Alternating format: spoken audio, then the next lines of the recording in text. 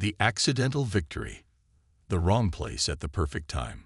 Marine Sergeant Maya Chen had seen enough alien architecture to know that when a species built their ceremonial halls to dwarf visiting dignitaries, they were compensating for something. Standing in the entrance of the Zephyrian Imperial Palace, she wondered if that something was their collective sense of inadequacy or just really poor urban planning. The ceiling stretched so high that clouds had formed near the ornate fixtures, and the walls were lined with enough precious metals to fund several small wars. "Impressive, isn't it?" asked Ambassador Rodriguez, adjusting his formal diplomatic uniform for the 15th time since they'd landed. The man was sweating bullets, which Maya found amusing since the Zephyrians kept their palace at a comfortable 72 degrees. "It's something," Maya replied, her hand instinctively checking the ceremonial sidearm at her hip. As the ambassador's security escort, she was required to carry weapons, though the Zephyrians had insisted they remain purely decorative. The energy pistol had been modified to fire only light bursts suitable for ceremonial salutes. The Zephyrian Empire controlled 14 star systems and commanded respect through a combination of advanced technology and an insufferable superiority complex. They resembled humans in basic structure but stood 8 feet tall on average, with elongated limbs and skin that shifted between pale blue and silver depending on their emotional state. Their most distinctive feature was their eyes, which were nearly twice the size of human eyes and could perceive across multiple light spectrums. Ambassador Rodriguez was here to finalize trade agreements that had been under negotiation for 3 years. Maya was here to make sure he didn't get himself killed by accidentally insulting someone's ancestral honor or dietary restrictions. It should have been a routine diplomatic mission. Should have been. The sacred gathering. The throne room was filled with Zephyrian nobility, their skin glowing with excitement in patterns that Maya's cultural briefing had described as festive anticipation. At the center of the room sat Empress Valoria, a figure so laden with ceremonial jewelry that Maya wondered how she managed to move without hiring a small construction crew. "Welcome, representatives of Earth," the Empress spoke, her voice carrying harmonics that made Maya's teeth ache. "Your arrival coincides with our most sacred ceremony. You are honored to witness the Guardian trial."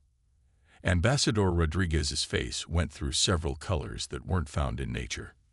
"Your Majesty, we weren't informed of any ceremonial obligations." "Not obligations," interrupted a wizened Zephyrian, whom Maya's briefing identified as Ambassador Keth, one of the few aliens who had spent significant time studying human culture. "Rare privilege. Guardian trial happens once every 100 years. Maya leaned closer to Rodriguez. "What exactly is a Guardian trial?" Before he could answer, the floor at the center of the throne room began to iris open with mechanical precision. The assembled nobility began a low humming that seemed to vibrate through Maya's bones. From the opening rose a platform bearing what appeared to be 7 of the tallest Zephyrians Maya had ever seen, each wearing armor that looked like it had been forged from starlight and nightmares. "The Royal Challengers," announced a herald whose voice seemed to come from everywhere at once. "Shenans of the Imperial bloodline. They come to face the sacred Guardian." The challengers arranged themselves in a ritual formation, their movements precise and obviously well rehearsed. Their armor caught the light from the crystalline fixtures above, creating patterns that seemed to shift and dance across the polished floor. Maya noticed that each challenger carried weapons that hummed with barely contained energy. These weren't ceremonial pieces like her own sidearm. These were tools designed for serious violence. "Ambassador Keth," Maya called quietly, "what exactly are they challenging?" The elderly Zephyrian's skin shifted to what Maya had learned indicated amusement mixed with concern. "Ancient protector of royal bloodline. Very powerful. Very dangerous. Challengers try to survive 30 seconds in its presence. Shows courage worthy of continuing family line." "Survive." Maya felt a chill run down her spine. "What happens to those who don't?" "Has not been problem for many centuries," Keth replied, though his skin pattern suggested he wasn't entirely confident in this assessment.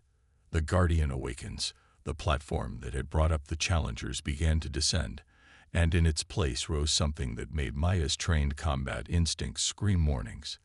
The Guardian stood 12 feet tall and appeared to be equal parts biological organism and technological nightmare. Its body was covered in what looked like living armor that shifted and adapted as Maya watched. Multiple limbs ended in appendages that were clearly designed for maximum lethality, and its sensory organs tracked the room with predatory intelligence. "That's what they're fighting," Maya whispered. "Not fighting," Keth corrected. "Surviving. Guardian has never been defeated.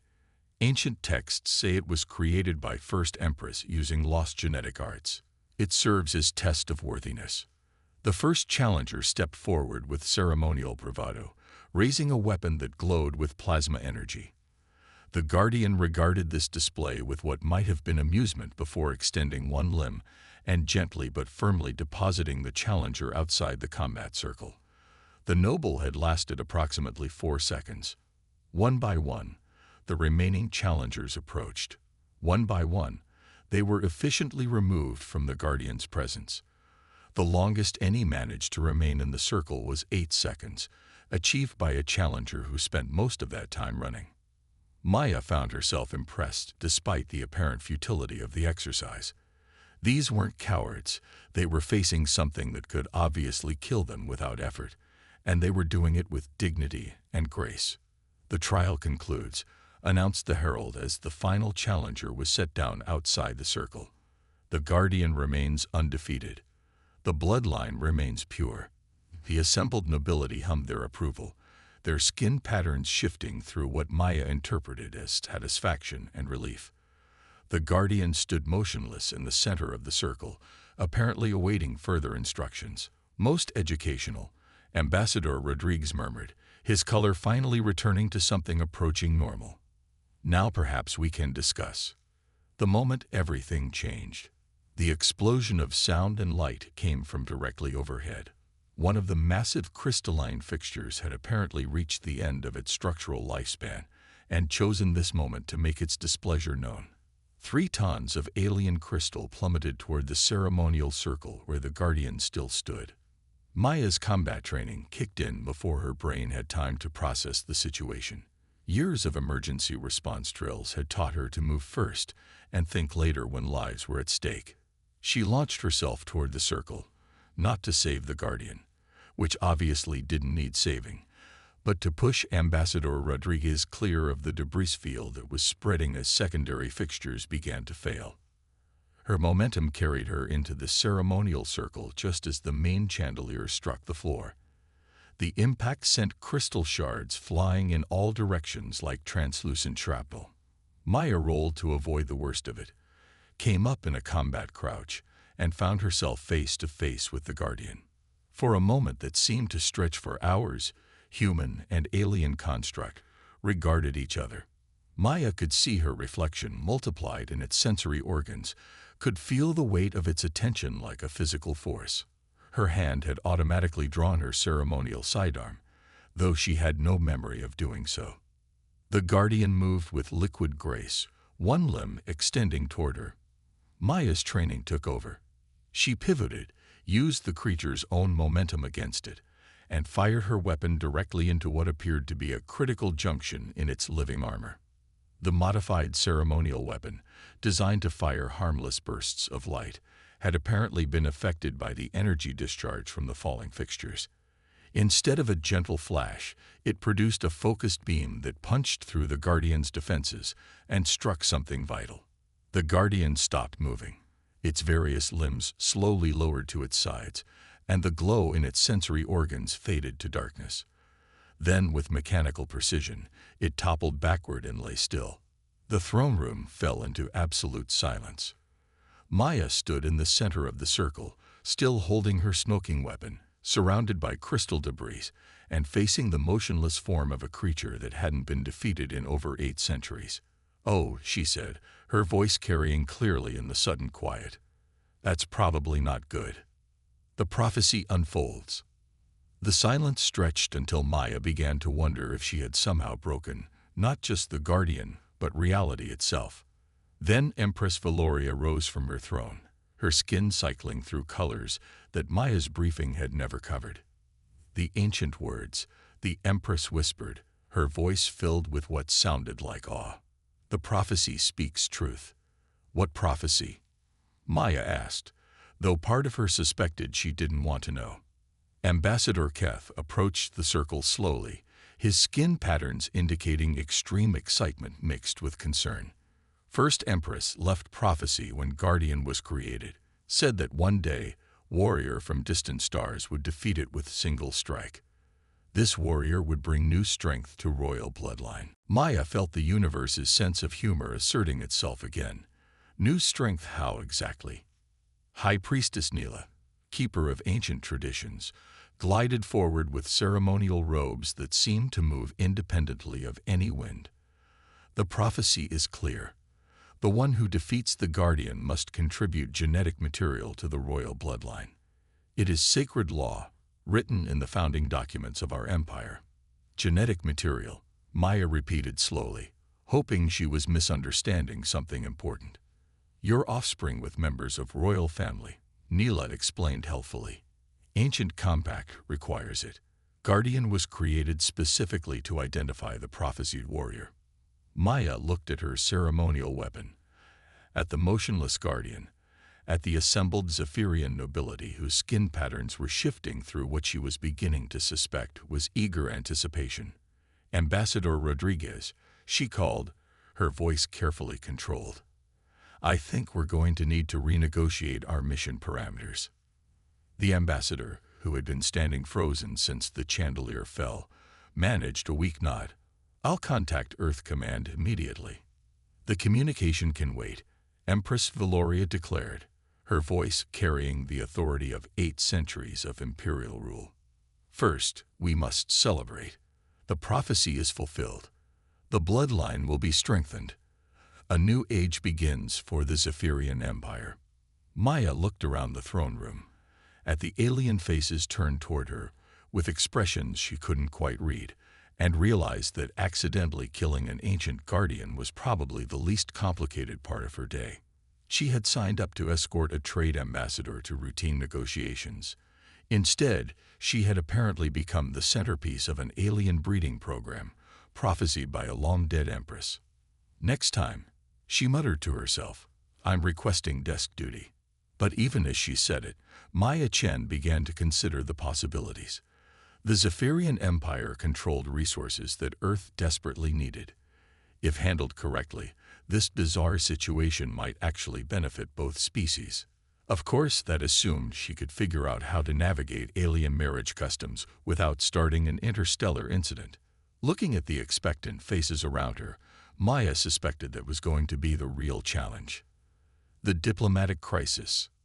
Earth Command's reaction. The secure communication link to Earth Command crackled with interference from the Zephyrian system's twin pulsars, but Admiral Morrison's expression of barely controlled panic came through clearly enough. Maya stood at attention in the palace's communication chamber while Ambassador Rodriguez attempted to explain the situation for the third time. Let me understand this correctly, Admiral Morrison said, her voice carrying the tone of someone who suspected she was being pranked by the universe. Sergeant Chen accidentally killed an ancient alien guardian and is now expected to contribute to their royal breeding program as part of some 800-year-old prophecy. That's an accurate summary, Admiral, Rodriguez confirmed, looking like he wanted to disappear into the ornate alien furniture.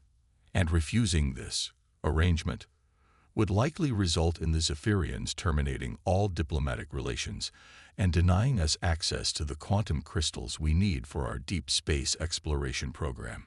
The Empress was quite clear about the consequences of rejecting sacred law, Rodriguez said carefully. Maya cleared her throat. Permission to speak freely, Admiral. Granted. I suspect we're well past standard protocol at this point. I've been studying the situation since yesterday, and I think there might be opportunities here we haven't considered. The Zephyrians aren't just offering a trade agreement anymore. They're talking about a true alliance between our species. Admiral Morrison's expression shifted from panic to cautious interest. Explain. Their empire spans 14 systems, Admiral. They have technology we can barely comprehend and resources that could accelerate human development by centuries. If I can navigate this situation correctly, we might be looking at the most significant diplomatic breakthrough in human history. And if you can't navigate it correctly? Maya considered this. Then I become a very expensive diplomatic incident. The royal suitors. The formal introduction to potential royal partners took place in what the Zephyrians called the Hall of Genetic Destiny, which Maya privately thought sounded like something from a bad science fiction novel. The hall was decorated with genetic helix patterns that seemed to move when she wasn't looking directly at them, and the lighting created an atmosphere that was probably meant to be romantic, but reminded Maya of a medical facility.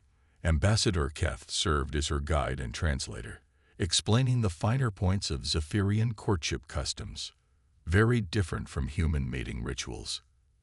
Zephyrians approached genetic combination as sacred art, each pairing carefully considered for optimal offspring characteristics. Sounds romantic, Maya said dryly.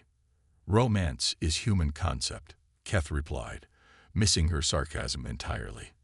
Zephyrians value genetic compatibility, intellectual harmony, and shared purpose. Romance is bonus feature. The first potential partner approached with ceremonial grace. Prince Valorian stood nearly 9 feet tall, his skin shifting through patterns that Maya's cultural briefing had described as formal courtship display. His formal introduction took approximately 10 minutes and covered his genetic lineage, educational achievements, and compatibility ratings with 17 different species. I am honored by this opportunity, Valorian concluded, his voice producing harmonics that made Maya's fillings ache. Your genetic profile suggests fascinating possibilities for our future offspring. Maya blinked. You've already analyzed my genetic profile.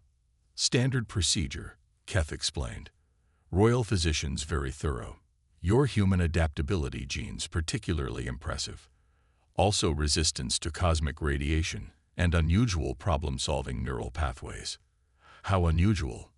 Maya asked, not sure she wanted to know. You defeated Guardian with single shot using ceremonial weapon during falling chandelier crisis, Valorian said, his skin patterns shifting to what might have been admiration.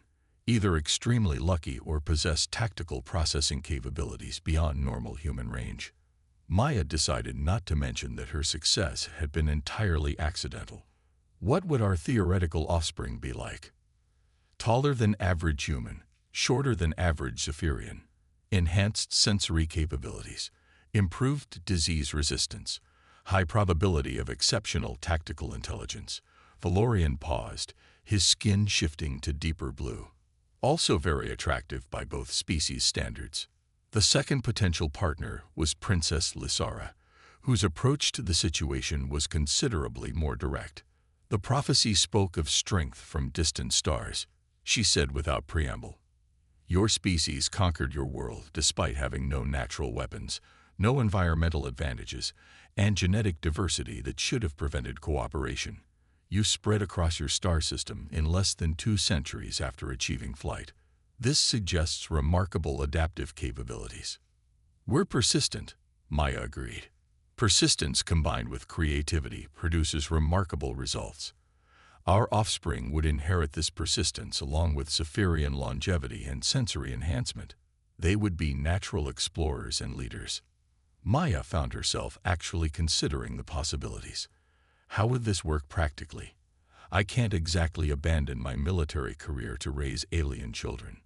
Modern Zephyrian child rearing involves entire extended family groups, Lysara explained.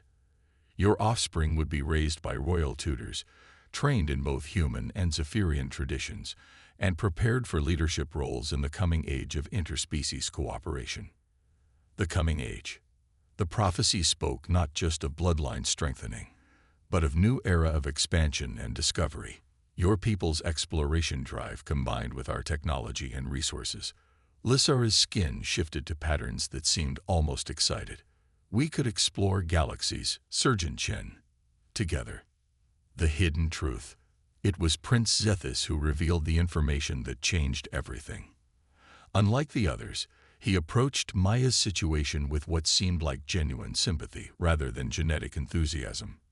"You realize this was planned," he said without preamble during their private meeting. Maya had suspected as much. The prophecy was too convenient. "The first Empress didn't have visions," Zethus continued. "She had statistical projections. Her scientists calculated that eventually, a species like yours would develop interstellar capability and make contact. They created the Guardian specifically to identify members of that species. So the whole thing was a setup. Elaborate multi-century breeding program," Zethus confirmed. "My ancestors wanted to ensure that when they encountered a species with humanity's particular combination of traits, they would have a mechanism to create hybrid offspring." Maya considered this. "Why? What's so special about human traits?" "You adapt to everything. Zephyrians are highly advanced but specialized. We've optimized ourselves for our specific environment and technology, but optimization has costs. We've lost the ability to truly innovate, to think outside established patterns. And humans haven't. Your species solved faster than light travel using theories our best scientists said were impossible. You created artificial intelligence that surpassed biological intelligence in several areas. You've survived ice ages, asteroid impacts, plague, and global warfare." Zethus's skin shifted to deep respect patterns. "Your species doesn't accept impossible." Maya felt pieces clicking into place. "So this isn't really about prophecy or sacred law. It's about survival." "Zephyrian civilization is stagnating," Zethus admitted. "We need your genetic diversity, your adaptability, your refusal to accept limitations. In exchange, we offer longevity, enhanced capabilities, and access to technologies that could transform human civilization." "What about choice?" Maya asked. "What if I don't want to be part of your breeding program?" Zethus was quiet for a long moment. "Then we hope you'll consider it as a partnership instead of an obligation. The prophecy gives you significant leverage. You could negotiate terms that benefit both species while respecting your personal agency." The negotiation. Maya spent 3 days crafting her proposal with input from Earth Command, Ambassador Rodriguez, and surprisingly helpful advice from Ambassador Keth. When she finally requested an audience with Empress Valoria, she had a comprehensive plan that addressed both species' needs while maintaining her personal autonomy. "Your Majesty," Maya began, standing before the assembled High Council, "I accept the honor of contributing to the Zephyrian royal bloodline, but I propose modifications to the traditional arrangement." The Empress's skin shifted through patterns that Maya hoped indicated interest rather than offense. "Speak your terms." Prophesied 1. "First, any genetic contribution will be through advanced reproductive technology, not traditional mating. This allows for careful genetic optimization while respecting both species' customs." Murmurs of approval rippled through the council. Apparently, this was considered quite reasonable. "Second, I propose creating a joint human-Zephyrian educational program. Our hybrid offspring would spend equal time in both cultures, learning from both species' greatest minds." "Acceptable," the Empress agreed. "Continue." "Third, I request that this partnership extend beyond genetic combination. Earth and the Zephyrian Empire should establish joint research facilities, shared exploration missions, and cultural exchange programs." "You propose true alliance," observed High Priestess Nela. "I propose evolution," Maya corrected. "Both our species have strengths the other lacks. Together, we could accomplish things neither could achieve alone." Prince Valorian stepped forward. "The human speaks wisdom. This arrangement benefits both lineages." "Fourth, and finally," Maya continued, "I retain my rank and position in Earth's military. Any offspring would know their human heritage and have the option to serve either or both civilizations when they come of age." Empress Valoria rose from her throne, her skin cycling through patterns Maya had never seen before. "You propose to transform ancient prophecy into modern partnership. I propose to fulfill the prophecy's true purpose," Maya replied. bringing our species together to explore the galaxy. The Empress was silent for long moments, consulting with advisors through rapid skin pattern communications too complex for Maya's translator to follow. Finally, she turned back to face the assembly. The terms are acceptable. Let the record show that on this day, the prophesied one has chosen partnership over obligation, cooperation over conquest. The Empress's voice carried harmonics of deep satisfaction. The new age begins not with submission, but with alliance. The new beginning. 6 months later, Maya stood on the observation deck of the first joint human-Zephyrian exploration vessel, watching a previously unknown star system slowly reveal its secrets. The ship itself was a marvel of combined engineering. Human innovation merged with Zephyrian technology to create something neither species could have built alone. Contact established with Fourth Planet, reported Lieutenant Zhang from the communication station. Preliminary scans indicate potential for life-supporting atmosphere modification. Excellent, Maya replied, still getting used to her new rank of interspecies liaison commander. Begin deep survey protocols. Behind her, Prince Zethus approached with their daily progress report.